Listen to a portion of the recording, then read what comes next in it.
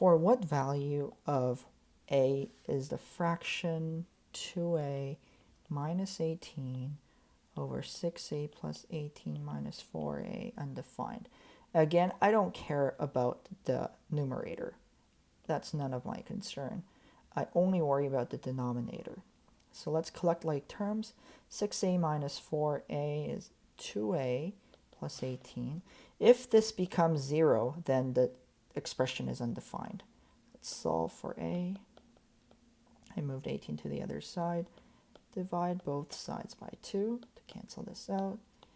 A is negative 9. So if a is equal to negative 9, the expression is undefined. Answer is negative 9. 24. For what value of y is the fraction 3y minus 6 over 8 minus 8y plus 4 undefined? Again, I'm not even going to write the numerator because we're only worrying about the denominator. When this denominator is 0, it's undefined. Collect like terms. Set this equal to 0 because that's what we're trying to find. And divide both sides by 8. It's 4 over 3. Sorry. It's 3 over, let me find my eraser. It's 3 over 2. And these cancel y. So y is equal to 3 over 2. So when y is equal to 3 over 2, this denominator becomes 0, and this expression becomes undefined. Another similar question, for what value of x is the fraction, what values, so there are multiple values of x that gives this expression undefined. So let's look at the denominator as usual. So what values of x will this, for what values of x will this expression be 0? Well, if 2x is equal to 0, then this expression will be 0 because 0 times whatever is always 0. So what gives you, what value of x does 2x give you 0? For what value of x? When x is 0, it's 0. Or if x minus 5 is equal to 0, that's the alternative, then this expression becomes 0, and 2x times whatever, 0, is 0. So x is 5. So the answer is either 0 or 5. 0 or 5. 26. If 5 less than 3 times a number is equal to 10, what is the value of that number? Okay, so 5 less than 3 times. So let's let x represent the number. So 3 times a number. 3 times the number. 3 times x. 5 less than this number. So 5 less than this number is equal to 10. What is the value of that number? You know how to do this by now. I'm skipping some steps. Okay. And again, please leave comment down below if you think I'm going too fast or too slow. If 3 or more than 1/4 of a number is 3 less than the number, what is the value of the number? So what if 3 more, that means you're adding 3 more, then 1/4 of a number, 1/4 of a number, that number is x. By the way, 1/4 of a number is 3 less than the number. 3 less than the number. What is the value of that number? I'm going to collect like terms. So all I did was I moved -3 to the other side, which became positive. I moved 1/4 x to the other side, which became minus 1/4 x. 6 is equal to 3/4 x. And I'm going to multiply both sides by 4, because then I can get rid of this. So I have 4 times 6 is 24. 3x. Divide both sides. 8. X is equal to 8. Number 28. The sum of three consecutive integers is 63. What is the value of the largest integer?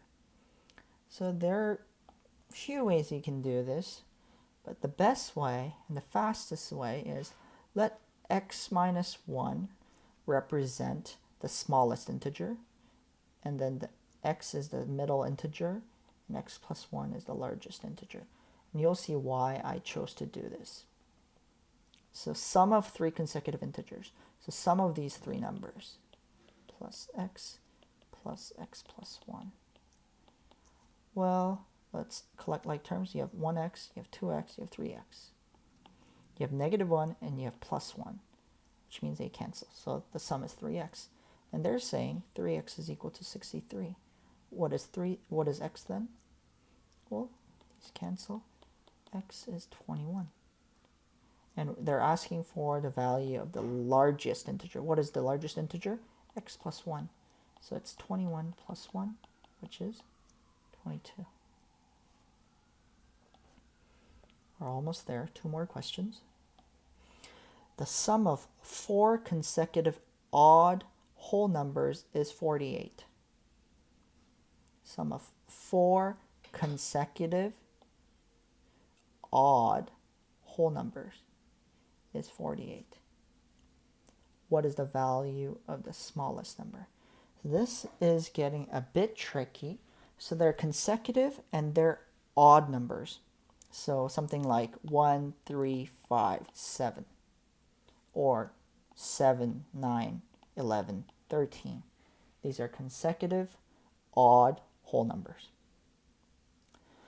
Well, one way you could do this is by trial and error, by listing four sets of four numbers and adding them up and seeing if they add up to 48 and trying to find the smallest number of those sets of numbers. Another way to do it is let's let x represent x minus 1, let's see, x minus 2 represent the smallest number. Then the next number would be x. Then the next number up would be x plus 2.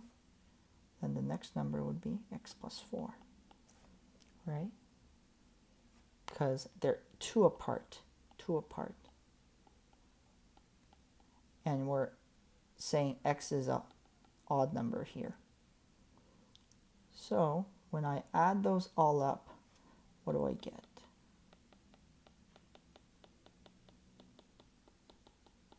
I have 1, 2, 3, 4 x's. I have -2. I have +2. They cancel. I have 4 here. And that's equal to 48. So 4x is equal to 44. X is equal to 11. So this number is 11. This number is 9. This number is 13. This number is 15. What's the smallest number? 9. Okay. The last number, the sum of three consecutive even integers is -18. And what is the value of the smallest integer? Again, same thing. Let's let x be the middle number. Then x plus 2 would be the largest. X minus 2. So these are numbers such as 2, 4, 6, 8, 10, 12. And again, I'm adding and subtracting 2 because these are increasing or decreasing by 2. So when I sum these up, what do I get?